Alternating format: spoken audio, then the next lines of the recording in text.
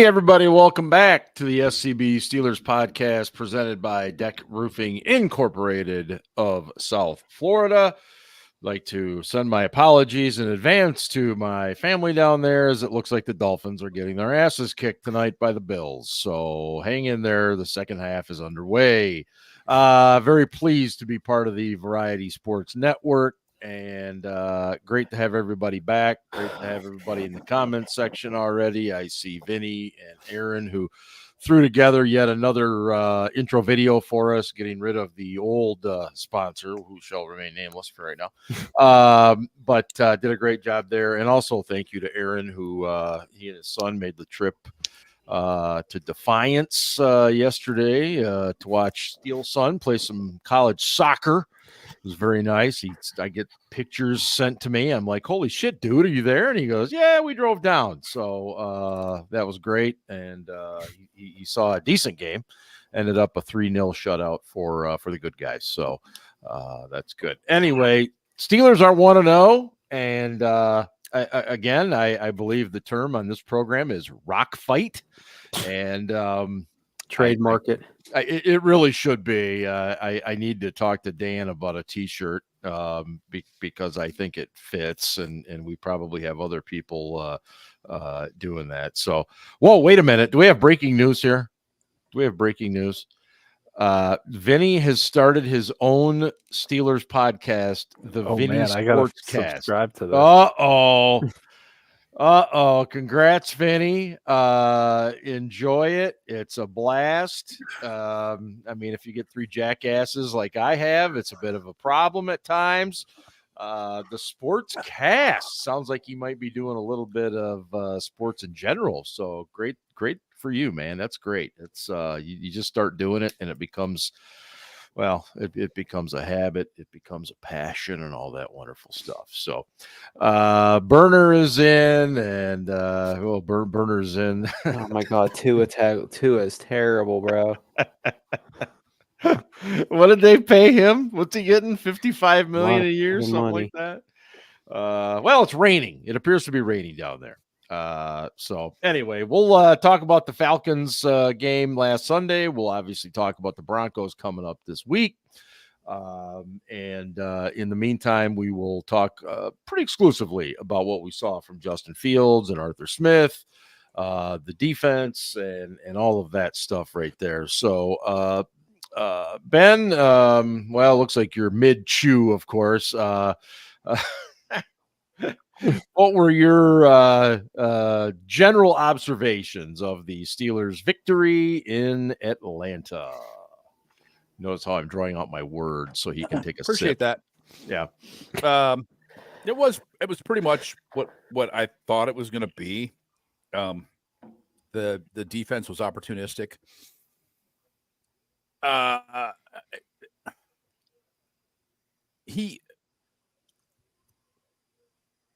Cousins was way worse than I thought he was going to be. I'm just going to say it. Okay. Yep. He obviously was not operating at 100%. He couldn't plant his right foot before he threw. It took a lot off of the ball. He made some bad decisions too, but it seemed like that was done out of desperation. Mm-hmm. The defense just kept working him. They were opportunistic. They got the turnovers. And we kept getting points off of drives, even if it wasn't touchdowns. So it was ugly, but it was week 1. As many people have pointed out to me over and over again, don't read too much into it. It's week 1. Same thing I've been saying for years. So absolutely take my own advice. But I wasn't overly impressed with our offense. TJ Watt, what the fuck do you say? I mean, without that guy, right? I mean, it's a different ballgame. Hey, Jen. Yeah. Hi, Jen. I totally agree. I mean, and I really agree about Cousins. I almost found myself kind of feeling bad for him. I mean, $45 million a year for that. I felt like it was like, okay, we're paying this guy a shit ton of money. We're just going to throw him out there. And I mean, to not give him any time whatsoever in the preseason, and that's what he looked like. I mean, I'm glad it benefited us. He was pissed they took a quarterback in the first round. Yeah. His feelings were hurt. And they already guaranteed him $90 million. Right. The first 2 years of his deal are completely guaranteed, 100%. Right. And well, some teams just have quarterback problems when it comes to contracts, but we'll leave it at that. Scarf, what were your overall general observations of what you witnessed on Sunday afternoon? Yeah, I saw a lot of bad football for both sides. Obviously, the Steelers played a little bit better, but this is what happens. You see it around the league. It's what happens There when were these very guys... fine people on both sides. Very fine, yes. Atlanta just they looked bad. I thought they looked okay when they were giving Bijan Robinson the ball, and then they I don't know. Steelers defense played fine. I'm not going to read too much into it. We already know how good TJ Watt is, but I really do think Atlanta was pretty bad. I thought Atlanta's defense was okay. They gave up some chunk plays to Pickens, but I know we're going to talk about Justin Fields, but I said I was wrong. I said the Falcons 20-13. I didn't think they were going to score a ton of points, but I think I think about this all the time, and I talk about it all the time. And these Mike Tomlin one-score games, rock fight specials, and Kirk Cousins threw the ball straight at us 3 times, and we picked him off twice. TJ Watt, not even talking about the plays that were overturned, but that fumble. I mean, it was right there. He was right there at the right time. And then you look at the first play of the game. There's a bad center exchange between Frazier and Fields, and how that could have completely turned the game right away.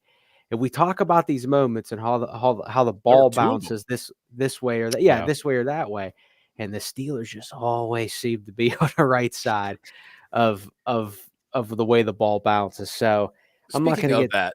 Does anybody think it was Herbig's fault that shit happened anymore? Let me get Ian's general observations first, because I know he did get a chance to see the all 22, and I'm just going to comment real quickly. The fucking NFL needs to get the all 22 out faster. It's absolutely ridiculous that we have to wait that long when we're paying a premium price for that product. I'll step off my soapbox now. Ian, go ahead. Yeah, I agree with what the other two said. Just to add something to what Ben said about Cousins, not only could Cousins not plant, there were outside stretch running plays where he was struggling to get the handoff in the right spot. Like, he couldn't push off that foot at all. He looked completely uncomfortable back there. But credit to the Steelers defensive line. Ogunjobi had a nice game. Cam Hayward had a nice game, getting some pressure on a couple of those bad passes too. The secondary looked great. Being opportunistic, but also pretty good coverage down the field too, except for a couple breakdowns against Ray McLeod, because of course Ray McLeod would beat us for a couple of plays. And really the only splash play that Atlanta had, other than the one duck to McLeod down the field that he somehow caught and didn't get picked, but the touchdown pass to Kyle Pitts was when Cousins actually got out of the pocket and scrambled. And it was right after that play when TJ got called offsides when he wasn't. So if they call that correctly, the touchdown never happens. But nevertheless, the defense played. They didn't cover well. anybody that play. They didn't cover Pitts. He was wide the fuck open. That was pitch and catch. Well, that's because Cousins scrambled that way and the defenders came up a little bit. So I understand the point you're making, and I don't disagree with you. It's just like somebody's got to cover that guy. Yeah. So summarize some other thoughts here. It was mentioned in the chat by somebody, impressive debut for Peyton Wilson. Actually, it was better than I thought he would be. Made a touchdown saving tackle on the opening drive and was overall pretty good. Seemed like the Falcons early in the game, especially. I mean, they didn't have a first down in the second half, so they didn't really get anything going. But in the first half, they were doing a lot of 2 running back sets with Allgeier and Bijan, and then motioning Allgeier out, which kind of took Landon Roberts out of the box, and then they were running with Bijan and having some success. Patrick Queen was not a great tackler in this game, tried to throw a lot of arm tackles, didn't really get guys on the ground, but slowed them up enough that they could get caught up in the wash. The rest of the defense did a great job swarming to the ball and getting there quickly. Some other thoughts. One other thing going over to the offensive side. So I was texting with Melvin during the game because Mark was traveling. So I was the stand-in for Melvin. Thank you for filling in for me. You're quite welcome. But Melvin kept asking me, he was like, is Fields not seeing guys or are guys not getting open? And when I was finally able to watch it, honestly, besides Pickens, guys weren't getting open. Pickens was the only guy getting open down the field. And even when Fields would start scrambling around and looking for guys down the field, a lot of the guys were just standing around and like not getting off their coverage and not trying to move around to get open. So Fields missed some throws, don't get me wrong. And, you know, Arthur Smith came out today and said it was the game plan to not throw over the middle of the field because they wanted to take those two safeties out of the game. But nevertheless, you know, the receivers has to work a little more on the outside to try and get open, especially knowing that Fields can scramble around a little bit and buy some time. Agreed. So high-level thoughts, there you go. I'm sure we'll get into a lot more detail. Yeah, you got it. We're doing it right now.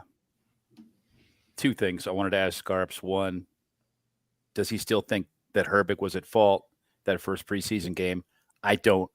And after seeing those two exchanges with a different center, I'm placing the blame directly on Fields.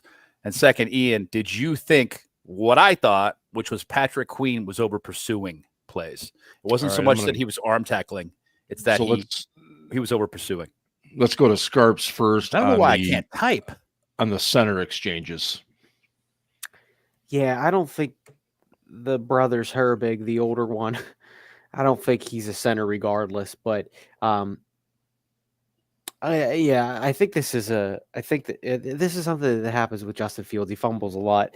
He doesn't always. The other team doesn't always recover all the fumbles, but you know, it's a problem. I think the quarterback is equally at fault. And before I say this, and I want to be clear, I am not going to not criticize Justin Fields, but he's starting to get a little bit of a cult following on the old Bird app, and he's had it for a while. So, you know, yes, everybody blamed Herbig, and I don't think Herbig is a starting center in this league. Right. But you saw some of the things that we were nervous about when it comes to Justin Fields on Sunday. And he didn't have any turnovers, but there were a few that could have went the other way. Yeah. Ian, and then Ben's question about Patrick Queen with maybe some over pursuit leading to some of the bad arm tackles. A little bit. I mean, some of it's, you know, he's got that kind of Ryan Shazier vibe of he gets there so quickly that sometimes he gets to the spot before the runner. But there were plays where, you know, he kind of just tried to like flop his arms around Bijan Robinson's shoulders, and Bijan Robinson is a gigantic human being. You're not going to get him on the ground by just like flopping your arms around the guy's shoulders. So maybe a little over pursuing, but I thought it was more just like poor form tackling. And that, you know, to be honest, it's something we typically see early in the season because the players so seldom are allowed to tackle during training camp in the preseason. So I'm not surprised by that. Yeah. And actually that brings up a good point league wide, that we saw some really bad quarterback play and just overall bad play that, you know, having one fewer preseason games means some teams don't play their starters at all in the preseason, like Cincinnati does, and then they come out in week one and look like they're playing preseason football because they haven't really played at game speed at all. And it's one of those things where the running joke is that week one is now like the fourth preseason game. So, but it kind of is, because this is the warm up. So I do expect things to get better. You know, this sloppiness, I hope, doesn't continue for the rest of the year. But yeah, it was sloppy league wide. It wasn't just a Steelers problem. Did you see how many quarterbacks actually got to 300 yards passing this week? two. Yeah, true, Dak I and the guy. What's his name for the Stafford and for LA. Stafford in L.A. Stafford got over 300. They went into overtime. I don't even think he touched the ball in overtime, though, did he? I think he went right down the field and scored a TD. But yeah, it was Stafford and maybe Dak. I can't remember the other one, but I mean that's stunning. The Cowboys and the Saints had a lot of offense. Yes, tons of offense. A whole lot of offense. Yeah, and we'll talk about some league stuff. Let me talk a little bit first about Arthur Smith, because then I think that'll lead into some Justin Fields talk. Scarps, what was your overall impression? And I guess the only thing you can really do is it's one game. I guess you'd have to compare it to what we saw under Matt Canada. But I mean, what were your impressions on Mr. Smith? Yeah, it looked a lot. It looked a lot like Canada early on. They You mean essentially it was snowy and they said A? yeah, something like E? that. They totally quit on that first drive of the game. It was like 3rd and 7, and they ran Cordell Patterson up the middle. And then there was something that happened on the second drive. I can't remember that, but the first couple possessions were less than stellar. It's only game one, and I've said this on the show. I think Arthur Smith was a safe hire. I didn't like it then. I don't really like it now. But we'll see. I thought that the team did better than they did under Matt Canada, especially the O-line, was they were physical. Najee Harris looked like he wanted to kill somebody. Our wide receivers can't block worth a shit, but maybe they can get a little bit better. But Van Jefferson's supposed to be able to do that. Why the fuck did they keep him? I would just say that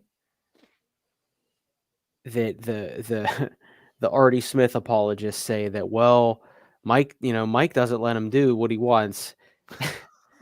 And I just sit there and think like, okay, well, The same thing the Matt Canada apologists said. I mean, well, yes, but I think most of the people were just like, Matt Canada doesn't know what he's doing, but everybody just thinks Arthur Smith knows what he's doing. But at the end of the day, how much freedom does Arthur Smith have? I don't know. I will just say that, I don't think he did a terrible job, but like, I really wasn't impressed. Mm-hmm. But I will say that I think Justin Fields did a pretty good job based on a short preparation time, not being able to throw in the middle of the field. And what seems to me like a limited playbook or game plan or whatever you want to call it. Mm-hmm. Yeah, but why was it limited? It was limited to his skill set and his ability to recognize the field. Okay. And he got first team reps Thursday and Friday last week. So he was shorted one day of prep, but it was one day. Okay. Well, would it be fair maybe to say that Smith designed the plays, which I guess still ultimately leads it to being limited for Fields, but it felt very intentionally designed, to get him out on the rolls, to give him only half the field and stuff that it was you see. Fieldsy package, 100%. And it was keep the defense on their toes because this kid might run. And if he rolls out, you better be looking for a run rather than being aware of our receivers. And our receivers still couldn't get open. I mean, Pickens being the obvious exclusion to that. Right. Yeah. Right.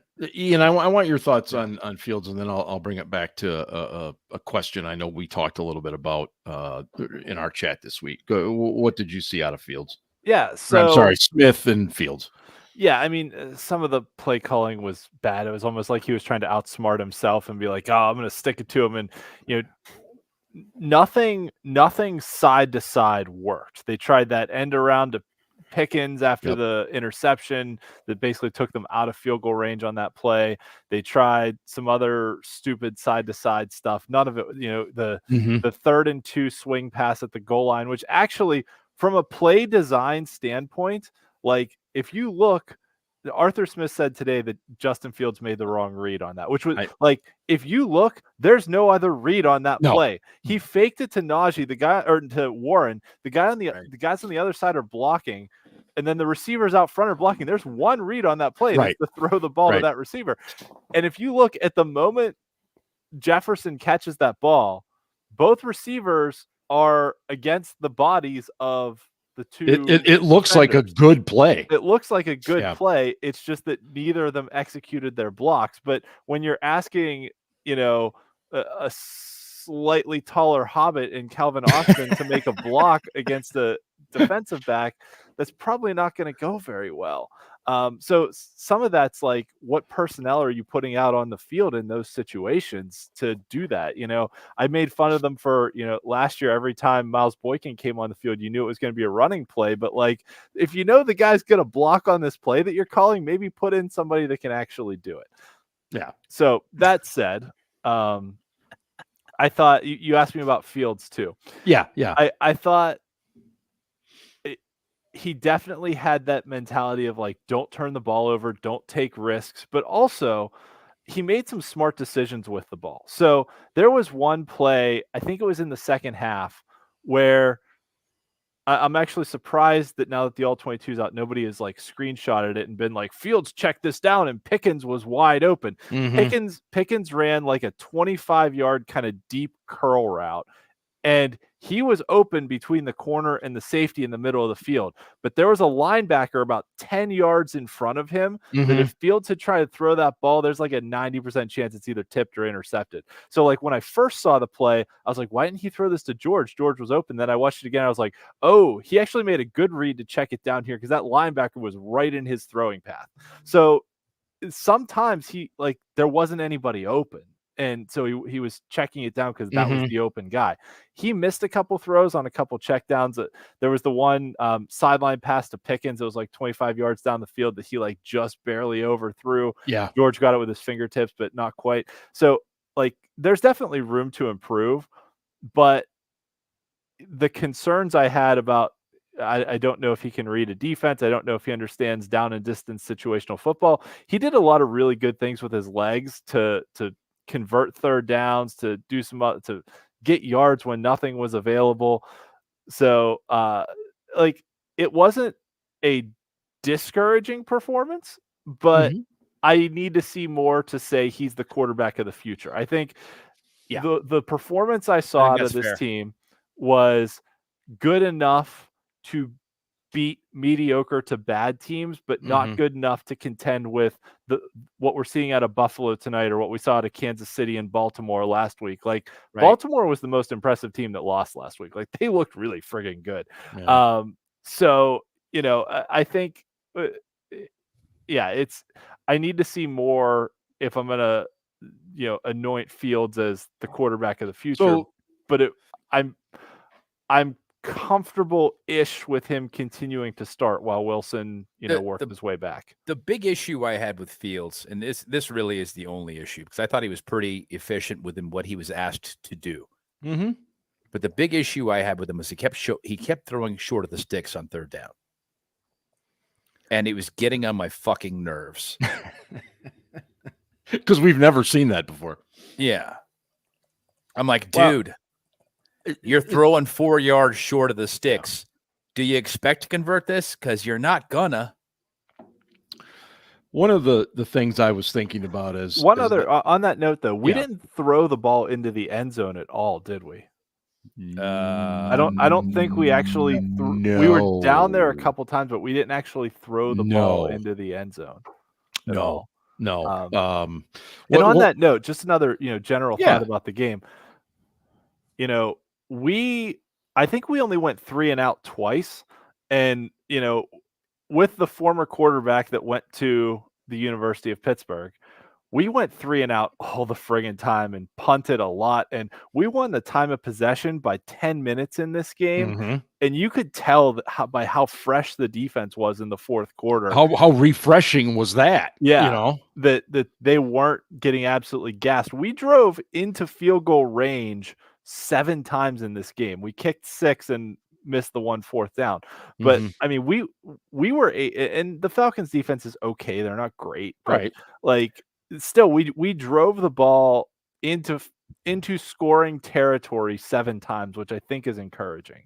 I think the Falcons, I think it would be accurate to say the Falcons' defensive backfield's actually pretty good. Their safeties are good. Yeah. They have one really good corner, but the corner they have that's good, they put on George Pickens all night, and George Pickens is really difficult to cover, especially one-on-one.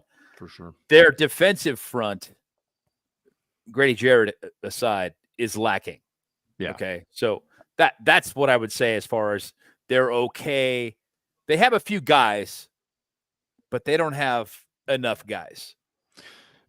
Melvin made a comment about legs and a QB, and that's what I was thinking about after the game is I look back at some of those plays. I really liked the design on the one play where you had Connor Hayward and I don't remember who it was with him leading up into the hole, and Fields got a first down there. What about the differences between Fields and Wilson? Because there were some plays, I don't think Wilson converts first downs there. If he does, he's going to have to he's going to have to convert through the air. And the way our receivers were in terms of getting open, he was going to have to be really, really accurate. And so I think the legs part of it was huge the other day. I don't disagree, but I also think that this package was specifically put in for Justin Fields, and that what we're going to see with Wilson is going to be different play calling. And I would like to see Smith expand upon the playbook that he utilized on Sunday and actually let Fields do something so we can see if he can do it or not. And where's Ryan? He is he's currently Ryan busy. says be right back. So yes. He's currently busy. We'll just leave it at that. Yes. It happens. Taking a potty break. Yeah. Something like changing a diaper. Yeah. Sure. He could take a lesson from Ian. Ian can change diapers and do the podcast simultaneously. In fact, the whole time we've been on this show, Ian has already changed like 18 diapers. And that's how efficient this guy is. You don't even know he's talking the whole time and gets it. And apparently now it's just a 2-man show. So it's me and you, Ian. You know, there was one time, I think it was back back before we did video on the show, when we just did the audio. Yeah. I remember one of my kids woke up and I was like trying to walk them around and rock them. And so I set my laptop like on the counter and had my headset on, and I was like rocking the baby on my shoulder, still doing the show. That was probably like 5 years ago, because we've been doing video for a while. It was before we did video. And yeah, that was you gotta do what you gotta do to make the show happen, right? You got that right. So absolutely. Some other thoughts. Can we talk about the offensive line? Because I was actually impressed with Zach Frazier. His foot quickness was a lot more than what I thought it was. I did not expect him to be able to get to the second level as fast as he did, or get out in front of some of those screen passes like he did. Nasty. I wasn't as impressed with his pass blocking as I was his run blocking, but because he let Jarrett slide across his face a couple of times and pressured the quarterback, and I was like, dude, but you're a rookie. That's okay. Yeah. For a rookie, it was an outstanding game, especially as a run blocker. I agree with you, Ian. Spencer Anderson, on the other hand, had a rough game, and Dan Moore was Dan Moore. I thought Anderson, I mean, he's not Sayamalu, obviously. No. But for a backup being asked to step in, I thought he did okay. Like, he wasn't the best, but he wasn't horrible. He was mediocre. My thought on Frazier is very brief. When I was watching him, by the time that game was over, I thought we've got our guy for maybe the next 8 to 10 years. Yeah, That's what I felt like watching him. I'm like, yep, I'm with you, Ben. I think there's some things to work on. If you get a foundational pick, a foundational player rather, out of a second round pick, now I'm going to caution that. I'm going to temper it by saying, we all thought that about Stephon Tuitt. And when he was healthy, he was a foundational player. Oh, he was outstanding. And the dude retired because of let's just call it kind of what it was, mental stress. He didn't want to play football anymore. No. At the end of the day, that's what it was with him. Yeah. And that's, okay, whatever, dude. It is what it is. Yep. But, if something like that happens with Frazier, well, we don't get a guy for 10 years. But yeah, Tuitt was a really good player. Man, when he was healthy, he was dominant. For a handful of years, he was a really good player. Yep. Definitely a good value in the second round. And I think Frazier is definitely a good value for the second round. Totally agree. Can't wait to see Fratano play. But we'll let me give a quick shout out to Richard. Yeah, Melvin. Richard turns 4 tomorrow. Yeah. 4. Hard to believe he's 4 already. Melvin posts some videos and stuff, especially every Friday. I know he does a Friday morning thing with Richard, and man, Richard is just a character. And Melvin, you've got your hands full, buddy. That's all I can tell you as he gets older. So happy birthday, Richard. Have a great day tomorrow, and I hope your dad got you a really cool present. Also on the offensive line this week, it looks like Dan Moore's going to be okay. There was some concerns yesterday about his ankle. Practice today looked pretty good. Most of the beats were not overly concerned. Broderick Jones got some time on the right and the left in preparation, and Fratano is just kind of like, wherever they need me, that's where I'm going to go. So I don't, Nick Faribaugh kind of suggested this evening that he's not real sure which direction they're leaning with the line, but he's not 100% guaranteed it's going to look exactly like it did last week. So I'm curious to see what they do. But overall pretty good. And Derek was kind of dropping some hints of like, I'm preparing myself for the Steelers Twitter meltdown when Broderick Jones goes to the bench this week. And I was like, oh, does he know something? Or is this just like a hypothesis? Read the tea leaves a little bit, okay? Right. Spencer Anderson is starting again.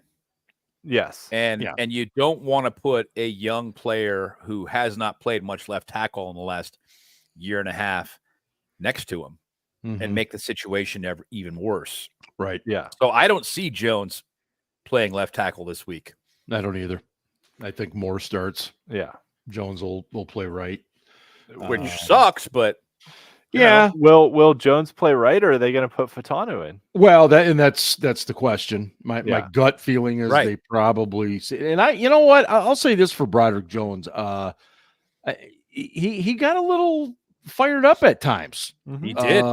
And I like that too. Yeah, so he did. And I like that. I mean, I want to see him keep it in control. I don't want to see him get a 15-yarder. The personal foul for getting punched in the helmet, though, that was bullshit. Absolutely. It was part of he didn't do anything. He got punched in the helmet and pushed the guy's hands away. I mean, for fuck's sake. It was part of what somebody in the chat already mentioned, a really poorly officiated football game. Yeah. And Ian's got notes on that one, trust me. I'm sure Ian has got many, many notes. And there were just a lot of really, really bad calls. And look, I will. It's game one for the officials too. So I try to be friendly in that regard, but man, you cannot have the wrong down up, which leads which leads to an offense calling a play that they wouldn't call. I mean, it's not like the NFL can't fucking afford it. Just make the officials full time already. At least make the referee full time. Yes. The guy who leads the team, the guy who leads the squad, who make him a full-time employee, at least, at bare minimum. That guy. For fuck's sake, man. God. It really is like it is. It's like they're just full of rust. And it's like they have never communicated before. Melvin, as Melvin points out, the one where Pickens was ruled down, he wasn't even touched, for God's sakes. I mean, can you imagine But the OPI, they acknowledged that they may have made a mistake there, and they acknowledged to Watt that they fucked the call up when they called him for offsides, and they acknowledge some of their errors, but unfortunately, you don't get to go back and pick up those flags. Pickens down by contact. I agree, Rattel. Yeah, that was fucking ridiculous. Like there was nobody near him. There was nobody within a yard of the dude. Much less was he touched down. Yeah, I also quite enjoy that when people get mad at officials, they start tagging me on Twitter. They're like, "Oh, these officials suck." Ian, what do you think? I'm like, "Yes, my brand is strong. It's good." Ian, the officiating hater. I would be I would have to apologize, and I will, because we've been on for about 36 minutes and we really haven't mentioned much of Chris Boswell. I wanted to talk about that. Bozzy had a great game, and I'll leave go on, Ian. Just go for the group. Yeah. What was Boz's best kick of the day? The first one from 57. Pick one. I thought his very first one was just an absolute thunderbolt. He nailed that. All right. He could have made it from 70, first off. And second, I was like, oh, yeah, he's taking no fucking prisoners the today. People in the chat have it absolutely correct. Yeah. It's the punt he got off. It's the punt. Listen, they were backed up in their own territory. Yes. It was a good punt. If he shanks that, then like Atlanta's in field goal range. Yeah. He got off a 42-yard punt for pretty much never having punted before in an actual game. Like 42 yards would have been like, one of Presley Harvin's top 10 punts of last year. And no, he's right. That's like, why Harvin's not back. He's trying out in Cleveland today. They signed the vaunted Corliss Waitman instead. Didn't he play basketball for Arkansas back in the day? Listen, maybe. But to get off a 42-yard punt in that situation, Harvin beat Waitman out twice. Yeah, twice. Yeah, I mean, and great job by the Gunners to get down the field on that, because that was not like a high kick. It didn't have a lot of hang time, but they were there. They got the guy down. And also, just a shout out to Scotty Miller for having to come in and hold on the last Boswell field goal. Another good one. That was funny shit. Did you hear Tomlin talking about that? Yeah, he was like, I asked him on the sideline, who held in college? Hey, who held in college or high school? Scotty Miller's like, I held in high school. Okay, we want you to be the backup holder. Why don't you get some snaps? Did you see how he actually did it too? He looked like a little high school kid doing it. He did. He was all crouched down there. Well, he's a little tiny guy, dude. I mean, he is to begin with. But he's a little. I mean, as NFL players go, most of he's the 5'9", 175 or something. Right. Most of the punters that do it are usually, they're a little more upright, and they're more extended, and he was just all down there, all kind of mousy, and I'm like, oh God, I don't know how this is gonna go, but he absolutely nailed the roll. The ball down in time. That's what matters. Yes. That's right. Bowling Green. I forgot he was a grad of Bowling Green. When a dude looks tiny standing next to Boz is tall, but he's tall. Yeah. He's skinny. He is tall. Very skinny. When a dude looks tiny standing next to Boz, Jesus Christ, he's fucking tiny. Yeah. I mean, but no, Miller, great job. Boz, great job on the punt. On the field goals. I mean, not to take away from him making 2 50-plus yard field goals. 3 50-plus yard field goals. 2 over 55. But the very first kick gave me so much confidence in what he was going to be able to do that day. I think it did him too. Yeah. I was just like, dude, you would have made that shit. It went through the uprights. Seriously, a good 10 or 15 feet above the crossbar. Yes. I was like, holy shit. Yeah. And that was in Atlanta, which is like down here. Now in Denver, like a mile above sea level. But it was also kicking inside. I mean, as opposed to you don't have the weather. But still, I mean, in the thin air of Denver, like Tomlin might let him kick from 70 this week. He might. Oh, man. If there's no wind, if there's no wind. And if the defense continues to play well. Let's talk a little bit about Denver, because I think when you look at their offense and our defense is going to deal with a very different animal this week. Granted, rookie quarterback playing his second regular season game, but also a quarterback who's a lot more mobile than Kirk Cousins was last week. So, Ben, what do they do with that? How's that going to change things? They're going to key on him a little bit. They're going to have a spy on Nix, because Peyton's not an idiot. He's going to keep it. He's going to move him around, but he's going to play it a little bit conservative. Mm-hmm. And I don't see Nix likes to roll to his right. The problem is TJ Watt's there. Mm-hmm. I don't see that necessarily being a thing this week in the Knicks playbook. And I don't know how he can do rolling to his left and throwing back, across his body then. Right. You know what I'm saying? Oh, for sure. That leads to problems, which would be fine for us. But I don't know. Maybe like, slight rollouts, like you're behind the tackle or something. Mm-hmm. They're going to move them around for sure. Half rolls. Yeah. But I don't see them necessarily rolling him all the way out to close to the sideline on the same side that TJ Watt's on, because Watt's going to get after his ass.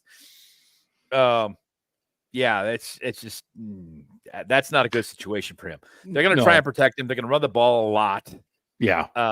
But they'll key on Nix because he can run, and he's good on those short to intermediate throws. So a lot of timing patterns, a lot of 3-step drops, balls out of your hand. Yes. Boom, boom, boom, out. Boom, boom, boom, out. Boom, boom, boom, out. Absolutely. And, we'll see. I don't think that he's going to be effective enough this week to get the win. Just because Tomlin is pretty fucking good at confusing rookie quarterbacks. Mm-hmm. That said, they'll do some damage in the first quarter. The Steelers always, people say they start slow. They don't. They script some defensive calls to see how the offense is going to react, and then they finalize their game plan right there on the field. It was funny because last week in our kind of preview stuff, we talked a little bit about Watt. I mean, he definitely looked to me like a guy who is playing with a serious chip on his shoulder. Off, right? He is in a mood right now. His celebrations had an edge to him. I mean, he just looks like he is ready to kill somebody. And I'm not saying he didn't look that way before, but it to me, based on 1 week, it was like another level. And that was just my observation. Okay, Philip is in with the first prediction of the week. He's saying Highsmith getting a pick this week. He did a great job on that little swing down on the end zone. He got a hand on that one. He did. So that was beautiful. It was. I didn't see that real time either. And then you watch the replay and you're like, yes. We just have a very quick announcement to make that Scarps is unable to return to the program tonight. So no Steelers Casey tonight. He did kind of tell me when he got on the air before we went live that he was not. Let's just say he wasn't 100%. And so we'll just leave it at that. I don't want to, get into the gory details. Why not? Because that just wouldn't be very nice. Ryan came into this show questionable. He did. He was questionable. You're not nice. So just go ahead and tell the audience. Go ahead. No, we're not going to say anything about Ryan's current state. He's just not available. Yeah, as Ian said, he came in questionable. Yes. He is no longer on the sidelines. Yes. Well, at least his tub is close to his toilet. He has retreated to his locker room. Yes. At any rate. E&J Brandy. Look at Rattel, man. First time I drank E&J Brandy's in South Florida Music Festival. Good for you, wow, man. Dude. Are you mixing it with anything, or are you just Little drinking it over ice? brandy. It's kind of fancy. Just saying. Yeah. Hey, that might Hey, be too fancy for this Well, program. Mark didn't ask us what we were drinking, but I have the Redemption whiskey because of the. It's delicious, and they should sponsor our show. But Do you also feel redeemed? Any alcohol right now should sponsor our show. That's true. But Yeah. also because this was the Arthur Smith redemption game to beat Atlanta. So there's that. Oh, well played. What you guys think of Najee on Sunday? He was ran fucking angry. pissed. He was He was especially after they fucking ripped his helmet pissed. off. Yeah. Yeah, that was some bullshit. Not getting a call on that too. Right. I was like, really? How the fuck do Yeah. you miss that? I didn't get that either. But to the point, he ran very, very aggressively. Good whiskey, Melvin. Yeah, it is a great whiskey. Yeah. It's not that expensive. You just, Okay. Ian, all you need is poor priorities, and you could drink really good whiskey every week. That's it. That's all you need. Invest in your poor priorities. That's all. Yeah, all you gotta stop do. spending money on the kids and get Yeah. some high quality Get some whiskey. good whiskey for you. I could buy 2 bottles of redemption for what 1 bottle of Redbreast costs. Yep, That's- exactly. that is Actually, fair. you'd have some change left. Yeah, and Rattel, your point is something we've talked about a lot. That yes, Najee runs hard, but he does not have the breakaway speed, and that can be frustrating. There's no doubt about it. The thing with Etienne when he was being drafted, though, was there were questions about his health. Yes. Didn't And- he have foot or ankle injuries? That I can't remember, but Yeah. at this point, he's missed some time. When the dude is healthy, he's a fucking beast. Oh my God, he's scary as hell. But he can't stay healthy. And they thought at the time that Najee would be able to stay healthy for longer. I don't like first round running backs. No, not anymore. I will die on that fucking hill. I love Najee as a person. I think he's super talented, but I just don't like first round running backs. You take offensive linemen there, and if you have a good offensive line and scheme, you can put any fucking running back behind them, like the San Francisco 49ers. All right, anybody. Jalen Warren. Jalen Warren was unfucking drafted.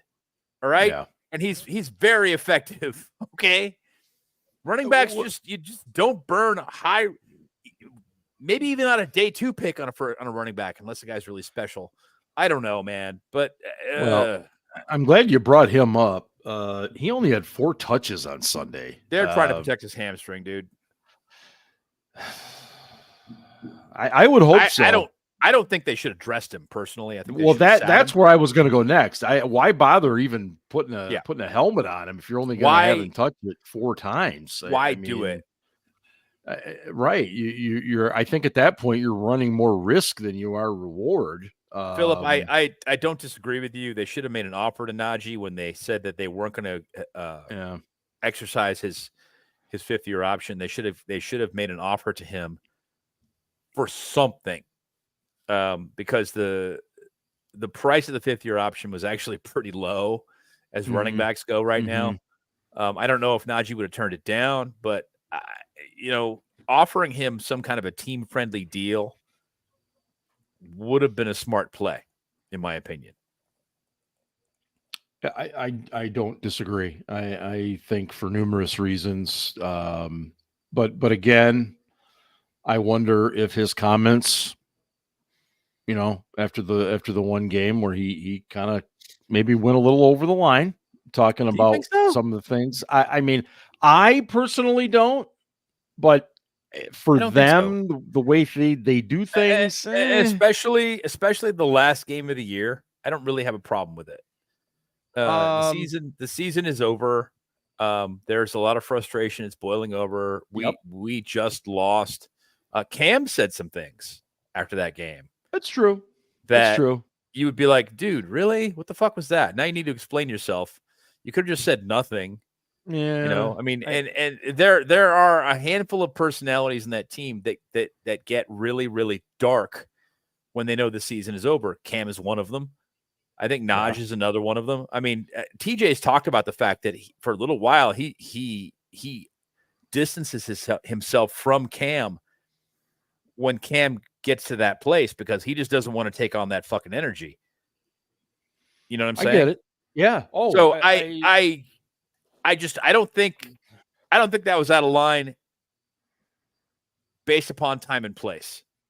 Mm-hmm. All he said was, fair. you know, there are some things here that you guys don't see. Right. You know, and that's what he said. And I'm just going to leave it at that. I mean, if it would have been a Chuksa Okorafor type thing, then I think he would have been gone. But you know, clearly they didn't take as much offense. I mean, to he could have been referring to a certain wide receiver cussing out the offensive coordinator, 2 quarterbacks, a couple of team leaders, talking about how much the offense sucked, undermining everyone who was trying to make it work, even though he was on a big contract and was expected to be a team leader and was subsequently traded to the worst team in the league. Yeah, not a good first day there, first game for DJ's new team. They look so bad. Wow. Fuck him. Fuck him. New Orleans looks suddenly like they're the greatest team ever, but I tend to think it's more Carolina than it was. It's week them. 1. It was Carolina. I know. Can I tell a quick aside story because of what Aaron just said? Yeah, we've turned this into romper room now. Yeah. So for the people that are listening to the show and are not watching and following the chat, Aaron said that his playing in it, his youngest son puked today, and they found him playing with it in the hallway, and then one of his older kids ran into the hallway and slipped on the vomit. And that's hilarious. Like a sitcom. Yes. I think my lasting memory of my oldest 2 kids is when they were like 3 and 1. I was giving them a bath together, and I told the 3-year-old, "Don't drink the bath water because it's disgusting." And because he was 3, he's like, "I'm gonna do it anyway." And he like swigged down some out of a cup and drank it so fast that he projectile vomited onto the other kid when they were in the bathtub. It was so gross. And I remind him of this all the time. I'm like, "Remember when you vomited on your brother?" And he's like, "No, I don't." I was like, "Well, you did. You projectile vomited onto your brother." So yeah. But yeah, so parenthood is wonderful because you get these fun stories that you can tell your kids when they're older about. Remember the dumb stuff you did when you were a kid? Yeah. Not me. That was perfect. Yeah. Yeah. No, you're right. Yeah. Cheaper by the dozen. Yeah, that was a good flick. I remember that. Yeah. Yeah. So Denver this week, and what about Cam's play? Not so much his words, but I thought he played pretty well for a 35-year-old guy that didn't get any action in the preseason. They had him on a pitch count, though, man. Oh, and we knew that, Ben. You've been saying that for months. I didn't think it was going to be that severe. I mean, I thought he'd be on a pitch count, but I was like, 35 snaps? Really? Okay. Well, I guess the way I look at that is those are plays that he can now use later in the season. Maybe I'm being a bit Pollyannish. No, I think that was part of it. Is if you start the guy slowly, we're talking about Cam. I don't know if you were listening. I was listening. I was getting another beer. Yes. Right on. If you start the season out slowly and you save yourself, pace yourself a little bit, toward the end of the year, maybe we can get 50 or 55 snaps out of you. Right. I thought he was pretty quiet early in the game, and then he came on, and it was like, okay, dude is here. All right, that's the Cam I know. You know what I mean? And I thought there were nice contributions. I thought Ogunjobi had a couple of nice plays. I thought Larry O had a nice game, really nice Adams game. Penetrated well at times. Adams had a nice game. Yeah, I thought Benton played well. I thought Benton was a little quiet in terms of actual, contributions. Yes, but he was in position all day. He was doing what he was being asked to do. Yeah, and the other thing is really after that opening drive where Atlanta kind of ran it down our throats a little bit, it seemed to me we gelled a lot quicker and we were starting to have a lot more gap integrity. Right. And you know, the linebackers seem to be fitting a little bit better. So I was definitely arrow up on that. And again, I think, man, I hate to use it as an excuse, but you look at how immobile Cousins was, and you know, so we'll see this week. But I mean, the bottom line to me is Nix is going to make mistakes. But we've got to be able to hang on to interceptions. He's going to throw some bad balls. There's no doubt in my mind. Yeah. The one other thing I'll mention about Cam though is, he was on a pitch count and was limited on snaps, but he was still chasing plays down the field. Like there were outside runs that Bijan had, or swing passes, and Cam's the only defensive lineman chasing it down the field. I'm like, this guy's in his mid-30s and he was fresh the entire game. I agree with you. And when I say 35 snaps, typically the Steelers D plays like 65 snaps a game. I think they only played 55 this game. They did. That's exactly because the offense, they were 0 for 5 on third down in the second half. The offense was so good that the defense was fresh, and such a switch. The offense was so good at holding the ball anyway that the defense was fresh, and so 35 of 55 isn't that bad. You know, you're probably talking, if they'd played as many snaps as they played last year on average, he probably would have played like 42 snaps. Okay. I mean, it to me, that game Sunday, other than a few snap mistakes, other than not getting in the end zone, obviously there's these things. That's huge. It is. And we're going to see if that continues this week. What I didn't realize, they were only 0 for 2 in the red zone. Well, I thought after watching the game live that it was a lot worse than that. You know, I wasn't paying attention. I wasn't counting it as it was going. Yeah. But I was just like, okay, so we really didn't actually get into the red zone more than twice. Okay. Don't you think overall though that game was a really, really good opening week game for them? It was a good matchup to have in week one. It was a good matchup to have in week one. That's a good way of putting it. And that's what I mean. Is it a lot of things fell into place. It was a good week one game for the defense. The offense, I'd give them a C-. Yeah, tons of work. All right, hold on. I'm not giving them a C-. You giving them a C? Maybe a 0.0? No. A little higher, I think, because they got into scoring range 7 times. They only punted 2 or 3 times. They only had 2 3-and-outs. It was weird. That fourth down call. What the fuck was that? They moved the ball and got first downs and stayed on the field. I think that's worth something, right? I mean, obviously they didn't score any touchdowns, which is a problem. You got to get the ball in the end zone. But I think the fact that they were able to move the ball a little bit more than they were in previous years, like I think that's at least like a B- range for me. I agree with Philip in the chat. Like I think C- is a little harsh. Let me play devil's advocate a little bit. And you say we got the 6 field goals and then the 1 4th down we didn't convert. Yeah. Boswell made a lot of long field goals, though. He did, if you remember from my predictions, was why I said he would be under 85%. So we're going to have a lot of long field goals. No, and you're right. My point in this particular game, though, we weren't really driving deep, though. My point when Ian said that was Boz is actually really good at 50 plus. Yeah, where he struggles is between 40 and 50.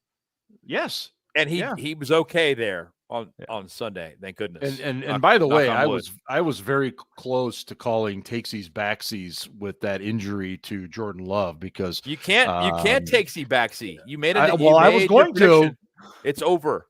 Just like all I think all of us chose Miami to win the AFC East. Still think it's happening? I don't. Well, no. Tua is currently on the gurney somewhere in the bowels and they of look Hard like Rock Stadium. shit. They paid that guy $51 million a year. He looks fucking terrible. Yeah, the boy genius doesn't look so smart right And now, isn't just does that. he? I mean, the next guy who's negotiating a contract is going to be like, yeah, Tua's getting 51. My guy is actually good. I want 55. Can you imagine if Mahomes didn't sign a 10-year deal, what he would be like? Mahomes is getting a new deal. You know that. They're Well, not yeah, gonna leave him I at mean, 40 mil I don't know per how year. he hasn't gone in there and be like, hey, you know, Because he's got so much money in fucking endorsements right now that endorsements. he doesn't care. Yeah, that's true. Well, and didn't he buy an ownership stake in the Kansas City Royals too? Like, Yes. he's got money coming in from other places. Yes. That, like, Oh, he's doing quite well. yes, Yeah. yeah. Which Uh, actually, in retrospect, that was a genius contract on the Chiefs' part. Like, when they signed him to, what was it, 10 years, 500 million or whatever it was, we were like, holy shit, look at this contract. But now, with where quarterback contracts have gone, we're like, right.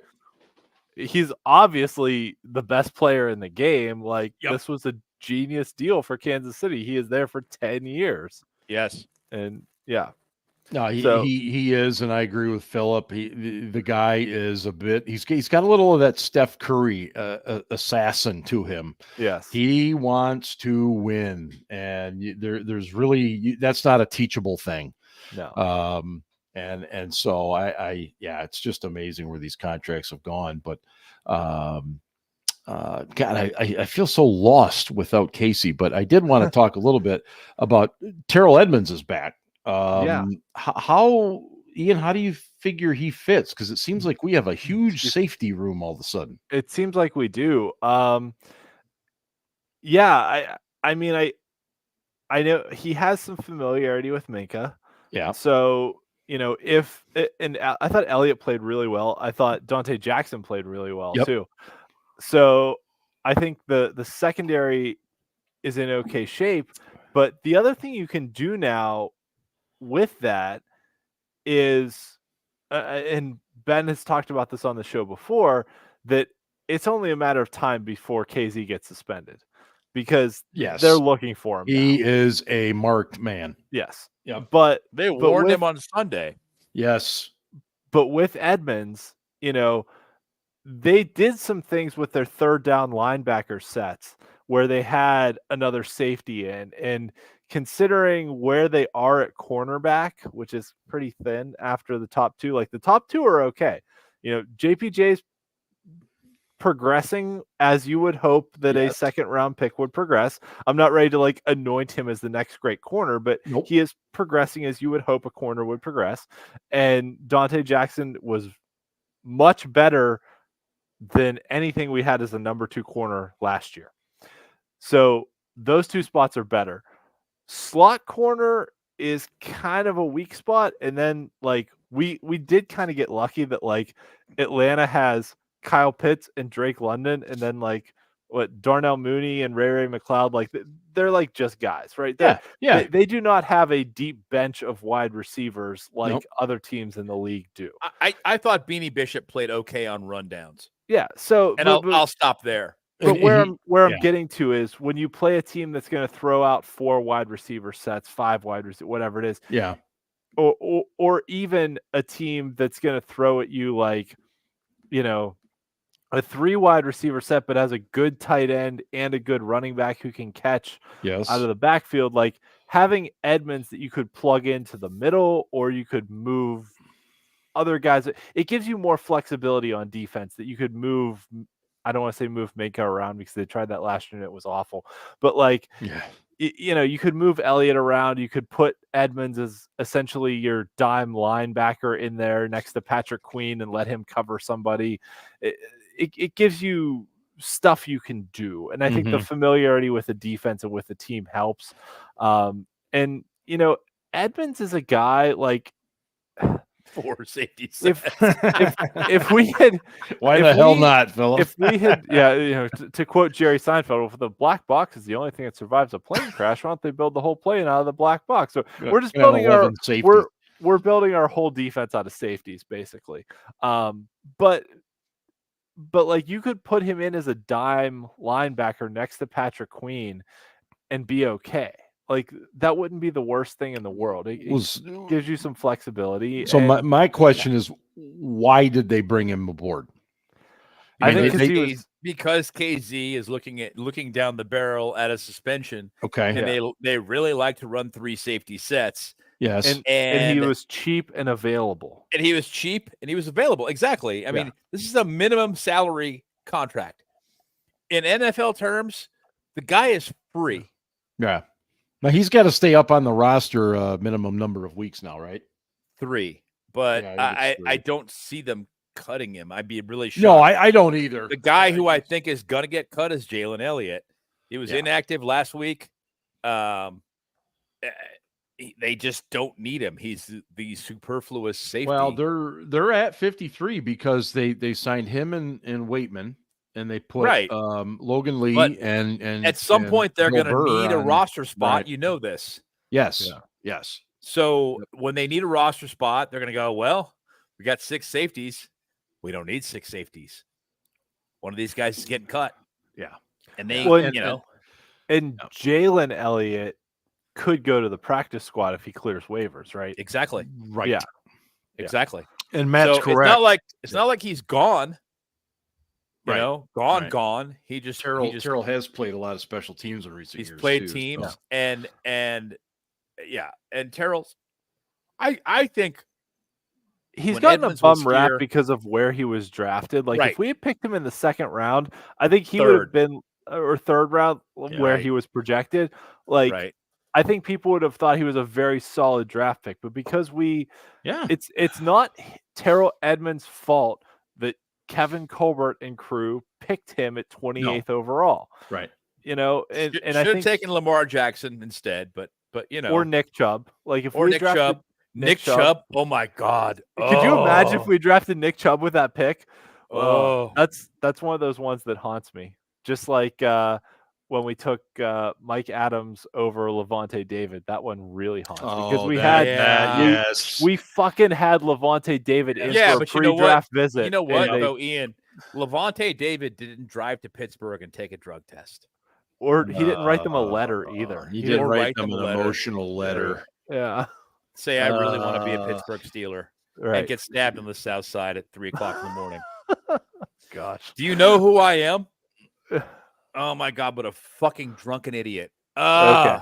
All right. At any rate, we all do stupid shit when we're young, but God.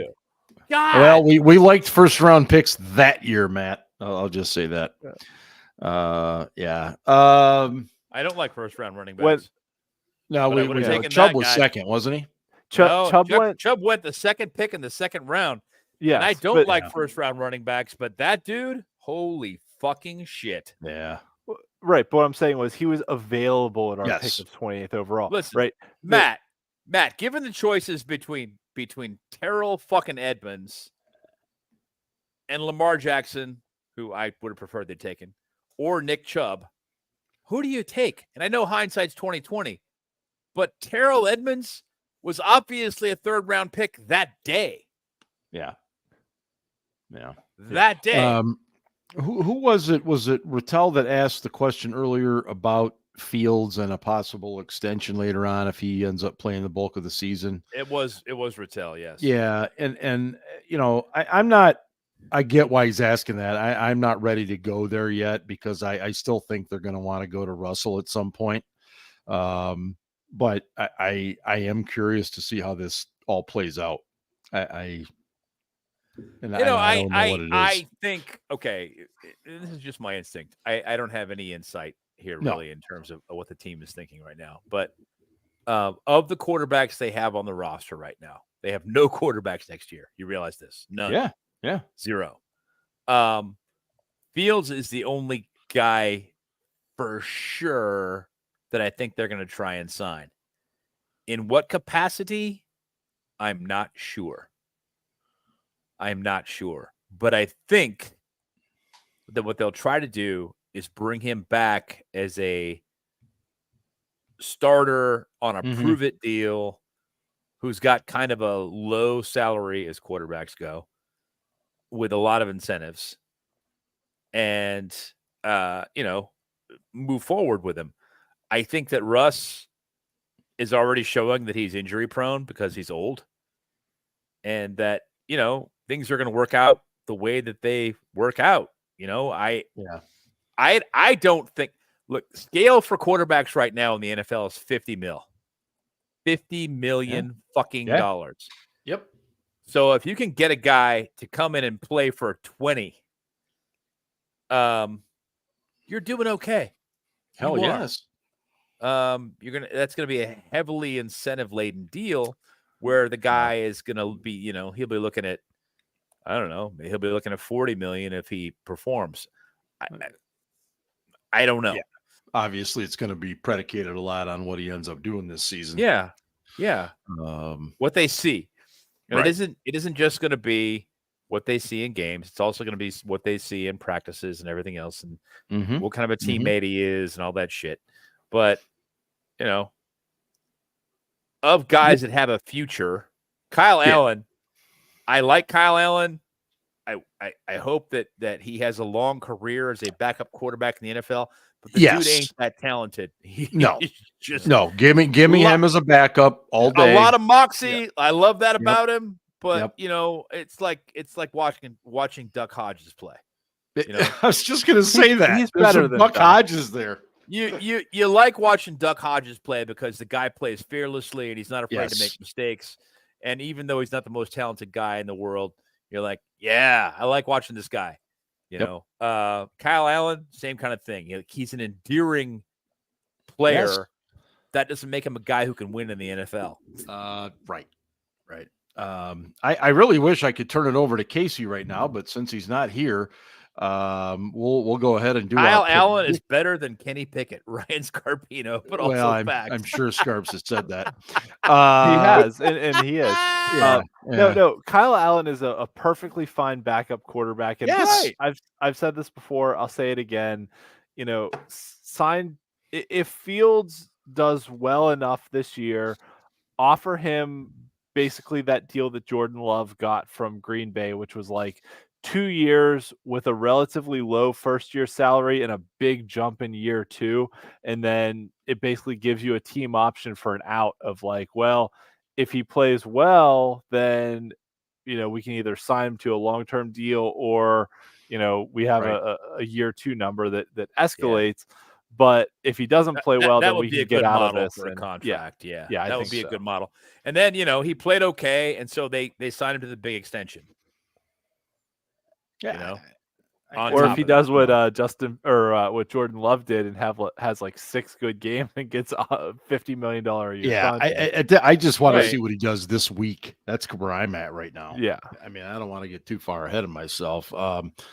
Ian, what do you have for a prediction for this week as the Steelers head into Denver? That's a 4:25 p.m. Eastern time start at whatever at Mile High these days they call it.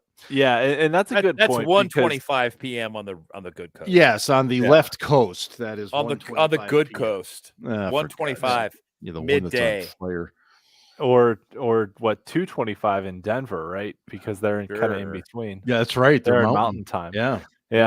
And Denver's a hard place to play. You got to deal with the altitude. You got to deal with the lack of oxygen. I mean, playing in Denver tests your team depth because this is a game where you have to be able to rotate guys in because of just the lack of air and oxygen that's there. Like, you got to rotate TJ, you got to rotate Cam, you got to rotate those defensive players. If we're able to once again limit turnovers and control the clock, I think it definitely works in our favor.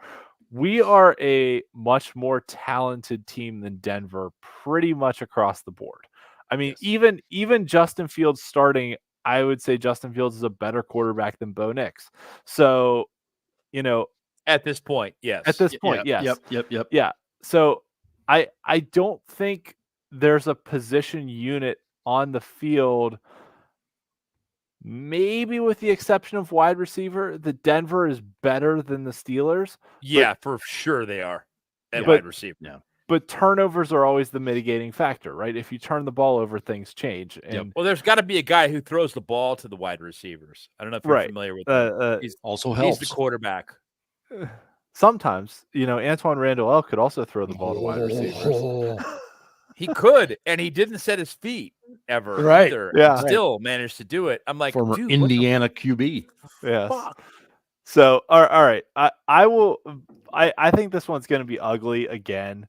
I think we're better than Denver. I think we'll get a few turnovers. I think Bo Nix being a rookie quarterback and TJ Watt doing what he does. I think what did I jokingly say on Slack the other day? Ian, just make a fucking prediction. I'm trying to remember what my pick was. I think I said the Steelers would score one touchdown. Okay. But it would be a defensive score on a pick six. So I'll go Steelers 19, Broncos. I'll go 19-13. Steelers 19, Broncos 13. Okay, again, a lot of only field touchdown on a pick six. All right. Ben, what do you feel like on Sunday? I think I am expecting a little bit of an improvement in terms of crisp execution by the offense. I agree with Ian in so much as this is a game where you have to rotate players, but you can't really do that along the offensive line. It's difficult. Still, I'm expecting better execution, and I think the Steelers will probably try to fly into Denver as late as possible.